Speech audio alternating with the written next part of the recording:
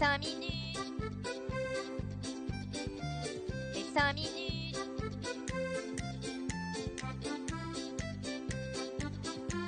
Les 5 minutes du coin. Bonjour à tous et bienvenue pour ce nouvel épisode des 5 minutes du coin. Une semaine plutôt mouvementée pour notre cher marché des cryptos. Les traders daily ont dû se régaler avec toute cette volatilité. Malgré tout ça, le Bitcoin reste aux portes des 23 000 $, avec une petite baisse pour cette fin de semaine qui semble quand même assez naturelle avec le rallye haussier qu'on a fait depuis une dizaine de jours. De ce fait, le Fear and Greed Index est retourné dans le neutre avec une valeur de 48. Avant les infos, j'aurais encore une fois voulu vous raconter une blague sur le Bitcoin, mais ça demande beaucoup trop d'énergie pour la comprendre. On avait parlé dernièrement que potentiellement la Russie se mettrait de plus en plus à utiliser les crypto-monnaies afin de contourner les sanctions économiques mondiales. Ce serait en effet bien le cas, du moins c'est ce que nous dit l'OFAC, l'Office de contrôle des actifs étrangers pour les Américains. C'est de cet organisme notamment qu'est partie la tourmente Tornado Cash, et désormais ils annoncent de nouvelles sanctions contre 22 personnes qui feraient partie d'un réseau dont le but est de contourner les sanctions de la Russie. En plus de ces personnes, 2 adresses crypto ont été identifiées dans ces agissements. Une adresse Bitcoin et une adresse Ether. N'empêche, on devrait un peu s'inspirer des criminels. Bon, je dis criminels, tout dépend du point de vue. Mais le plus important à retenir, c'est qu'il n'y a pas d'adresse de shitcoin. C'est Bitcoin, Ethereum.bar. Cependant, il va être difficile d'empêcher une adresse Bitcoin de faire des transactions. Par contre, pour ce qui est d'Ethereum, là, c'est une autre histoire. Surtout quand on sait que les États-Unis en revendiquent la souveraineté, sachant qu'une grande partie des nœuds de validation sont sur leur sol. Le géant du paiement Visa était représenté à la conférence Starkware et a annoncé s'intéresser de plus en plus aux échanges entre monnaie fiat et stablecoin, et qu'ils étaient carrément en train de tester des moyens pour régler des paiements en USDC sur Ethereum. Pourquoi cet intérêt ? C'est plutôt simple, ils aiment pas les bouchons, un peu comme tous les automobilistes, et dans le système actuel qui est Swift, il y a un nombre limité de transactions qui peuvent se passer simultanément, ce qui s'avère être un facteur bloquant pour les échanges monétaires, mais également certaines autres contraintes qu'ils n'auraient pas en utilisant du stablecoin. Ils vont vite déchanter par contre avec les frais de gaz sur Ethereum. Malgré tout, il faut noter que le système bancaire opère petit à petit sa transition vers le Web3, comme on l'a vu avec la banque suisse qui a tokenisé ses actions, ou encore la Société Générale qui a émis une obligation sur la blockchain sous forme de smart contract. L'innovation est en marche les amis, et nous sommes dans le train. Visa a parlé. Il est tout naturel que son plus gros concurrent ouvre un peu sa gueule aussi, non ? Le PDG de Mastercard annonce donc que nous allons vivre dans, je cite, un monde où tout sera tokenisé.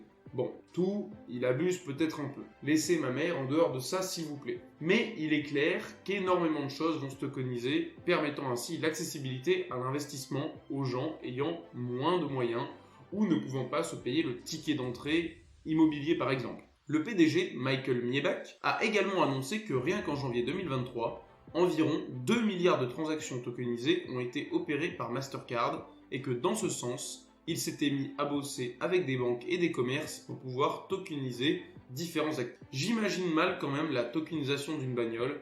Bon les gars, avec ce que j'ai acheté, je possède le pneu avant gauche et l'embrayage. Encore quelques tokens et je pourrais presque rouler avec. Bien entendu, je pense que la tokenisation ne s'appliquera pas sur des biens du quotidien qu'on utilise comme ça tous les jours, mais uniquement sur des produits liés à l'investissement. Mais pourquoi pas imaginer la tokenisation d'une voiture de collection. Vous avez peut-être remarqué que dans cette douce hausse généralisée, cette semaine, on a un token qui a fait un joli petit pump, c'est The Sandbox. On peut se demander pourquoi.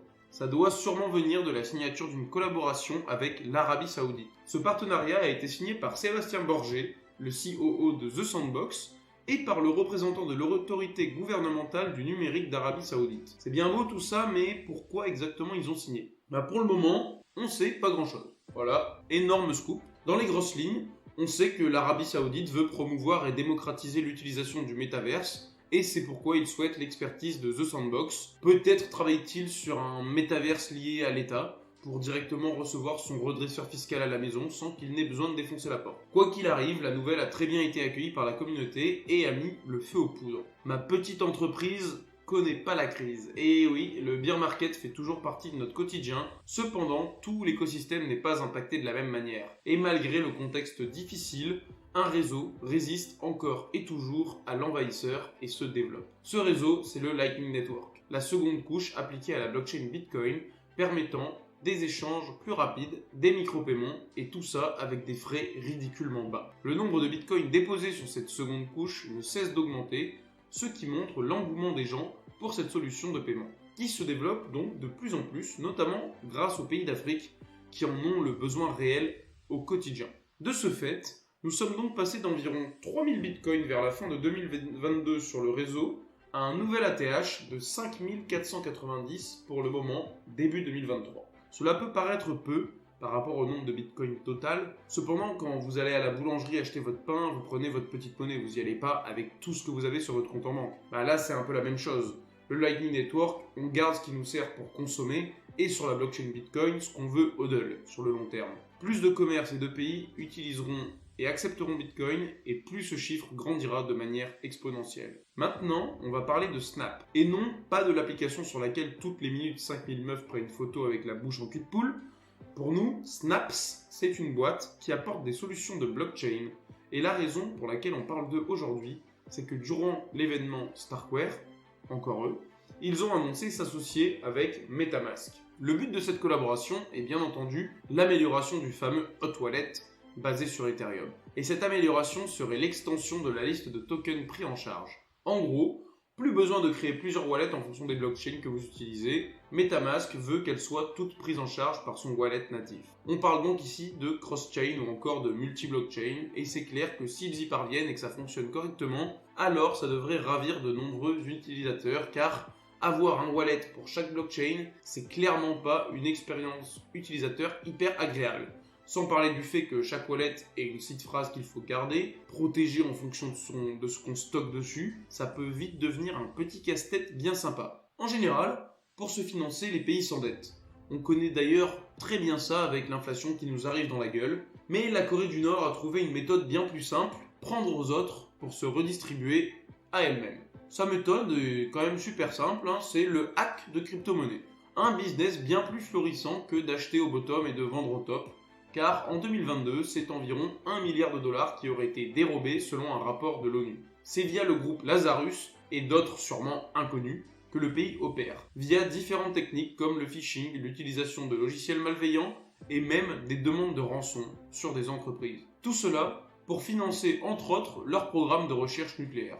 Alors même qu'on le rappelle, ils ne sont pas censés avoir accès à l'arme atomique. Bon, ça je vous avoue, ce qu'ils ont le droit ou non de faire, ils s'en battent un petit peu les couilles. La SEC, Securities and Exchange Commission, durcit le ton vis-à-vis des crypto-monnaies. Même si depuis longtemps elle nous a bien fait comprendre qu'elle n'aimait pas trop beaucoup ça, ils ont encore bien insisté là-dessus dans un communiqué nommé « Alerte aux investisseurs », paru cette semaine, dans lequel le mot « risque » apparaît à peine 17 fois. Risque bien entendu lié à l'investissement dans les cryptoactifs pour les comptes individuels de retraite spécifiquement. Car en effet, certains fonds américains proposent désormais d'ajouter du Bitcoin dans son plan d'épargne retraite. Cependant, cela reste relativement de manière prudente car ils imposent un plafond de pourcentage total des fonds qui sont en général de 20%. Mais on dirait que c'est déjà beaucoup trop pour la SEC et qu'il faudrait se cantonner au bon vieil investissement dans l'or et les actions. Ce qui les fait surtout chier, c'est que pour le moment, ils n'ont pas la main sur la régulation des cryptos et un truc qui échappe à leur contrôle, ça les énerve un peu.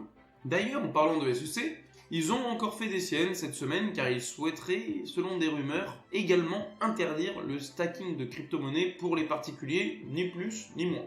Une prise de position fortement condamnée par le géant américain Coinbase qui tire une sonnette d'alarme car en effet, interdire le stacking serait un énorme frein à l'innovation de ce secteur et ferait certainement fuir de nombreux utilisateurs qui comptent sur les gains de stacking pour gagner et faire fructifier leur investissement. Rappelons que le stacking est un intérêt sur vos cryptos qui vous est reversé si vous décidez de bloquer ces cryptos pendant une certaine période. Du genre, si vous bloquez telle crypto pendant 30 jours, vous gagnerez 5% d'intérêt annualisé dessus. Bref, la SEC n'est pas contente, mais pour moi c'est encore beaucoup de vent pour pas grand chose, car si elle galère déjà avec un procès contre Ripple, je la vois mal réussir à condamner tout le secteur des cryptos en interdisant le stacking. À moins qu'elle ne tente simplement de décourager les investisseurs en balançant des mauvaises nouvelles comme ça, par-ci par-là. Et on termine la semaine avec une news qui nous montre qu'on ne vit pas tous le bear market de la même façon. Ça licencie à droite, ça licencie à gauche, ça crache, ça meurt, c'est le bordel. La merde quoi. mis à part pour l'industrie des stablecoins, en particulier Tether qui est en parfaite santé et annonce un résultat trimestriel de 700 fucking millions de dollars. Oui, 700 millions de bénéfices en 3 mois à peine. Avec un bénéfice pareil, s'ils sont pas capables de backer correctement leur stablecoin, bah moi je comprends plus rien. Bref, tout ça pour dire que le monde n'est pas tout noir pour tout le monde en ce moment. Merci d'avoir suivi ces 5 minutes du coin. Si ce condensé de l'actualité vous a plu, n'hésitez pas à me suivre ici et sur Twitter. Bonne journée à tous, et surtout, hold on for dear life.